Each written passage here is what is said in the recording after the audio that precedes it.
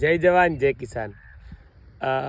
આજે અમે કેસર ફાર્મમાં આવેલા છીએ અને અમારે સાથી મિત્રો મનસુખભાઈ અને વનરાજભાઈ જે લોકો આ ફાર્મમાં ત્રીજી વાર આવ્યા છે અને હળવદથી આવે છે, લગભગ 200-300 કિલોમીટરથી આવે છે। ખરેખર એમને ખૂબ જિજ્ઞાસા છે। મનસુખભાઈ અને વનરાજભાઈ બહુ ટેટી તરબૂચ પણ કર્યું છે ત્યાં આગળ એમના વિસ્તારમાં અને ઘણીવાર અમારા ફાર્મની મુલાકાત લે છે। હવે તો એમને બધું ઘર જેવું થયું છે, પણ આ છે અજમો, જે ખરેખર અમે હાથમાં પકડીએ ને તો પણ સ્માઇલ આવે છે જબરજસ્ત।